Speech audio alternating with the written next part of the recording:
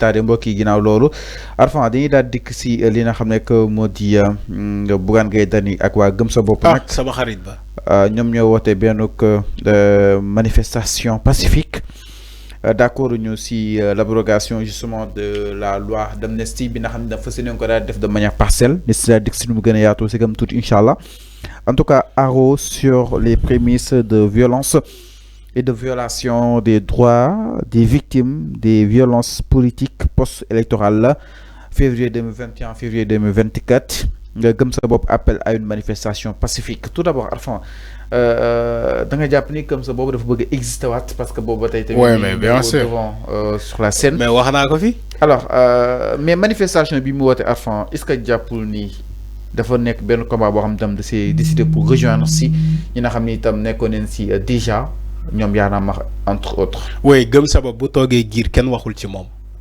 c'est forcé pour mu ñëwaat ci langue politique gi il faut que mu exister moo tax ngeen gis ils sont tentés de multiplier les comment dire les points de presse les réunions pour ñoom ñu mën a ñëwaat ci la chaîne politique mën a exister c'est tout à fait normal. Mais le droit à manifester c'est un droit reconnu dans la constitution. Donc gëm sa bopp bu wootee marche pacifique man su ma nekkoon tey le préfet de Dakar ma accepté leen ko. Tu sais pourquoi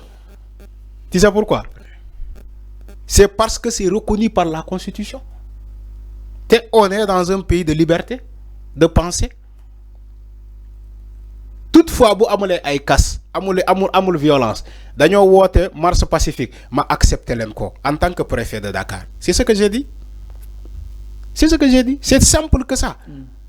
Te ba pare police encadré ko ba ñu pare ñu dem seen yoon. Oui. Maintenant, il faut faire très attention à ne pas politiser la loi d'amnistie. Je l'ai toujours dit. Il y a des gens, des entités politiques, des associations politiques, yoo xamante ne tey ils utilisent la loi de l'amnistie pour des récupérations politiques, pour des fonds de commerce. Je l'ai toujours dit.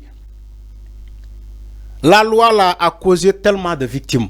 Il ne faut pas que les formations politiques là utilisent cette loi là pour des commandes politiques, pour faire des récupérations politiques. Nañu yërëm Sénégalais yi, nañu respecter Sénégalais yi.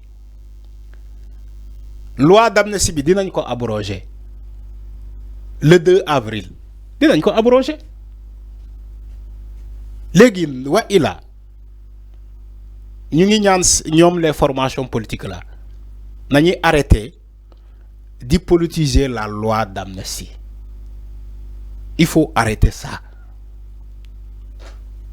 Donc parce que il y en a tellement de victimes. Am nañu ay familles des victimes dans ce pays. Alors mais avant maintenant gëm sa bopp Bougane Gueye Dany nag yàgg na leen taxaw seen ay kàddu ay actions sociales yàgg na ko def entre autres. mais c'est la première fois que gëm sa bopp woote benn marche. Macky Sall était là il tuait les Sénégalais. Est-ce que mës nga gis gëm sa bopp woote marche amul musul am. mais période boobu non Fallou xam nga Fallou Pastef moom moo jëloon xam nga Fallou aussi. soyons logiques dans la démarche. Boy def politique il faut être logique. Okay. Gëm sa bopp n'a jamais manifesté des sentiments de marche dans ce pays. Mu ngi koy soog a def. Tey la nguur gi tey la Sénégal gën a métti que ci jamono Macky Sall. Je pose la question. Ndax Sénégal tey la gën a métti ci lu ñu doon dund ci Macky Sall. Mais on n'a jamais vu gëm sa bopp manifester dans ce pays musul am wala ñu woote manifestation kon ñoom Diomaye lañ yab yabuñu Macky Sall. Je l'ai toujours dit oui Diomaye lañ yab mais yabuñu Macky Sall.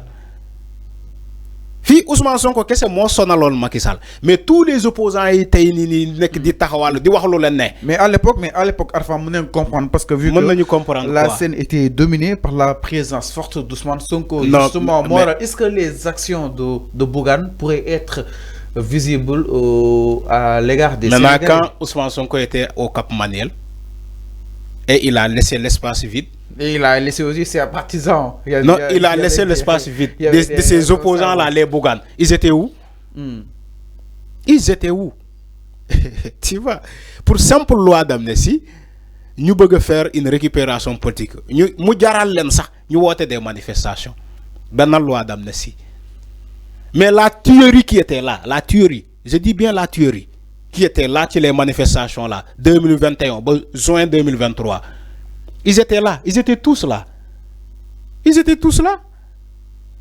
on tirait sur la population désarmée, une population désarmée, on tirait sur elle, mu am ay morts ay victimes, les Bougane là étaient là. Ousmane Sonko bu wootewul ñoom duñu woote am na wala amul am na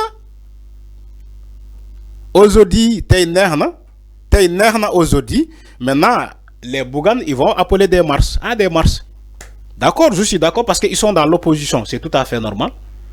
Moo tax ma ne la man su ma nekkoon le préfet de Dakar dama leen di accepter marche boobu ñu dem marche mais c'est ce que j'ai dit mais li ma bañ mooy pour ñu def ay récupération politique, il faut pas politiser la loi d'amnistie, c'est là où je suis pas d'accord.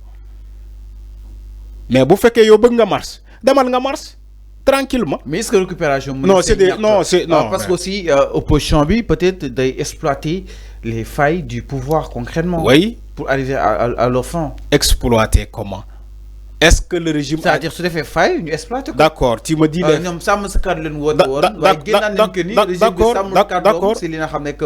D'accord, tu me dis les failles. Tu me dis les failles. D'accord, tu me dis les failles.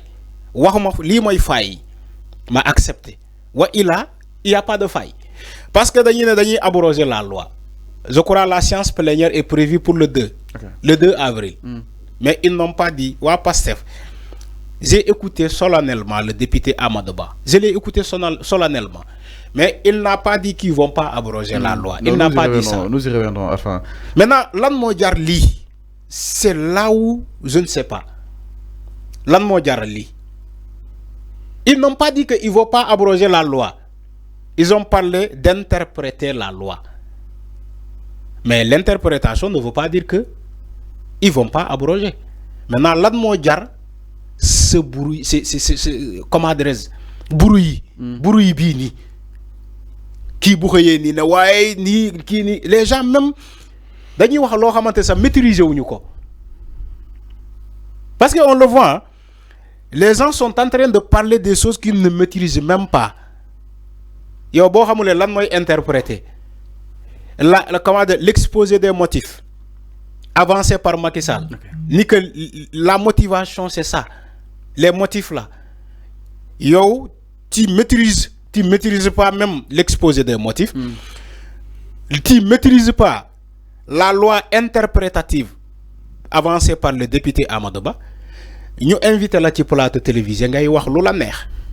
Non, si ngay wax ba wër sénégalais. Après buñ la laajee amo ben xam-xam, tu n'es même pas capable de t'expliquer Amadou Ba lan la bëgg wax concrètement ci loi boobu. Voilà. Alors leer na par rapport ak mbiru ki nga xam ne que moo di Bougane Gueye Dany donc na Bougane gëm sa bopp appel à une manifestation pacifique, loi interprétative ou loi d'abrogation partielle de l'amnistie exactement. Alors ñaar ñu itam si leneen sans plus tarder mbokk yi si loi